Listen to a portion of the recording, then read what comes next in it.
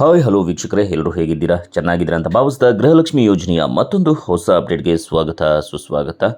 ಎಷ್ಟೋ ಜನರು ಕಮೆಂಟ್ ಸೆಕ್ಷನಲ್ಲಿ ಕಮೆಂಟ್ ಮಾಡ್ತಾಯಿದ್ರು. ಏನಪ್ಪ ಅಂತಂದರೆ, ಸರ್ ಈಗ ನಾವು ಮೊದಲನೇ ಕಂತಿನ ಹಣ ಜೊತೆಗೆ ಎರಡನೇ ಕಂತಿನ ಹಣವನ್ನು ಪಡ್ಕೊಂಡಿದ್ದೇವೆ, ನಾವು ಮೂರನೇ ಕಂತಿನ ಹಣಕ್ಕಾಗಿ ವೆಯ್ಟ್ ಮಾಡ್ತಾ ಇದ್ದೇವೆ.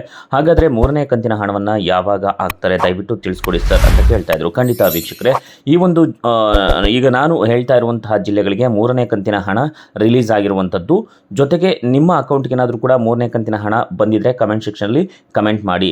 ನಂತರ ಮೊದಲನೇ ಕಂತಿನ ಹಣ ಜೊತೆಗೆ ಎರಡನೇ ಕಂತಿನ ಹಣ ಯಾರಿಗೆ ಬಂದಿಲ್ವೋ ಅವ್ರಿಗೆ ಹಂತ ಹಂತವಾಗಿ ಮೊದಲನೇ ಕಂತಿನ ಹಣ ಜೊತೆಗೆ ಎರಡನೇ ಕಂತಿನ ಹಣವನ್ನು ಹಾಕ್ತಾ ಇದ್ದಾರೆ. ಸೊ ನೀವೇನು ಮಾಡಬೇಕಪ್ಪ ಅಂತಂದರೆ ಸ್ವಲ್ಪ ವೆಯ್ಟ್ ಮಾಡಬೇಕು. ಯಾಕಂತಂದರೆ ಪ್ರತಿ ತಾಲೂಕುವಾರು ಜಿಲ್ಲಾವಾರು 4,000 ರೂಪಾಯಿಗಳನ್ನು ಗೃಹಲಕ್ಷ್ಮಿ ಯೋಜನೆಯ ಏನು ಫಲಾನುಭವಿಗಳಿಗೆ ಹಾಕ್ತಾ ಇರುವಂಥದ್ದು. ನೀವು ತಲೆ ಕೆಡಿಸ್ಕೊಳ್ಳೋದಕ್ಕೂ ಬೇಡ. ಅಕಸ್ಮಾತ್ ನಿಮ್ಗೆ ಏನಾದರೂ ಬಂದಿಲ್ಲ ಅಂತಂದರೆ ಕಮೆಂಟ್ ಸೆಕ್ಷನಲ್ಲಿ ಕಮೆಂಟ್ ಮಾಡಿ. ಮತ್ತು ಇನ್ನೊಂದು ವಿಚಾರ ಏನಪ್ಪ ಅಂತಂದರೆ, ಎಷ್ಟೋ ಜನ ಈ ಒಂದು ಗೃಹಲಕ್ಷ್ಮಿ ಯೋಜನೆಗೋಸ್ಕರನೇ ಕಾಯ್ಕೊಂಡಿರ್ತಾರೆ. ಯಾಕಂದರೆ ಕೆಲವರು ಮಣ್ಣು ಹೊರ್ತಾ ಇರ್ತಾರೆ, ಕೆಲವರು ಕೂಲಿ ಕೆಲಸ ಮಾಡ್ತಾ ಇರ್ತಾರೆ, ಇನ್ನು ಕೆಲವರು ಎಲ್ಲೋ ಬೇರೆ ಕಡೆ ಹೋಗಿ ಅಂದರೆ ವಲಸೆ ಬಂದು ಬೆಂಗಳೂರಿಗೆ ವಲಸೆ ಬಂದು ಕೆಲಸವನ್ನು ಮಾಡ್ತಾ ಇರ್ತಾರೆ. ಇಂಥವ್ರಿಗೆ ಈ ಒಂದು ಗೃಹಲಕ್ಷ್ಮಿ ಯೋಜನೆ ಸಿಕ್ತು ಅಂತಂದರೆ ನಿಜವಾಗ್ಲೂ ಕೂಡ ಖುಷಿ ಆಗುತ್ತೆ. ಆದರೆ ಒಂದು ವಿಚಾರ ಏನಪ್ಪ ಅಂತಂದರೆ, ಎಷ್ಟೋ ಜನರಿಗೆ ಯಾವ ರೀತಿಯಾಗಿ ಅಕಸ್ಮಾತ್ ನಮಗೇನಾದ್ರೂ ಕೂಡ ಹಣ ಬಂದಿಲ್ಲ ಅಂತಂದರೆ ಯಾವ ರೀತಿಯಾಗಿ ಯಾರನ್ನ ಹೋಗಿ ಭೇಟಿ ಮಾಡಬೇಕು ಅನ್ನೋದು ಕೂಡ ಗೊತ್ತಿರೋದಿಲ್ಲ. ಸೊ ಅದರಿಂದ ಒಂದು ಅಭಿಯಾನವನ್ನು ಆರಂಭ ಮಾಡಿದ್ರೆ ಒಳ್ಳೆಯದು ಅಂತ ಅನಿಸುತ್ತೆ. ನೀವು ಕಮೆಂಟ್ ಸೆಕ್ಷನಲ್ಲಿ ಕಮೆಂಟ್ ಮಾಡಿ. ಸಹಾಯವಾಣಿಯನ್ನು ಆರಂಭಿಸಬೇಕು. ಏನು ತಾಲೂಕುವಾರು ಜಿಲ್ಲಾ ಮಟ್ಟದಲ್ಲಿ ಸಹಾಯವಾಣಿಗಳನ್ನು ಗೃಹಲಕ್ಷ್ಮಿ ಯೋಜನೆಗೆ ಸಂಬಂಧಪಟ್ಟಂತೆ ಅವರ ಒಂದು ಸಮಸ್ಯೆಗಳಿಗೆ ಸ್ಪಂದಿಸಬೇಕು ಅಂತ ಹೇಳಿ ಏನೋ ಒಂದು ಸಹಾಯವಾಣಿಯನ್ನು ಆರಂಭಿಸಬೇಕು.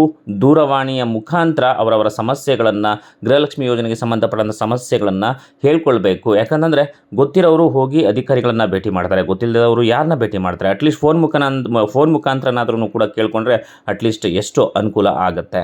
ಬನ್ನಿ ಈಗ ಮೂರನೇ ಕಂತಿನ ಹಣವನ್ನು ಯಾವ ಒಂದು ಜಿಲ್ಲೆಗಳಿಗೆ ಬಿಡುಗಡೆ ಮಾಡಿದ್ದಾರೆ ಅಂತ ನೋಡ್ತಾ ಹೋಗೋಣ. ವೀಕ್ಷಕರೇ, ನಾನು ಮೊದಲೇ ಹೇಳಿದಾಗೆ ಮೊದಲನೇ ಕಂತಿನ ಹಣ ಜೊತೆಗೆ ಎರಡನೇ ಕಂತಿನ ಹಣವನ್ನು ಪಡ್ಕೊಂಡು ಮೂರನೇ ಕಂತಿನ ಹಣಕ್ಕಾಗಿ ಎಲ್ಲರೂ ಕೂಡ ವೆಯ್ಟ್ ಮಾಡ್ತಾ ಇದ್ದೀರಾ.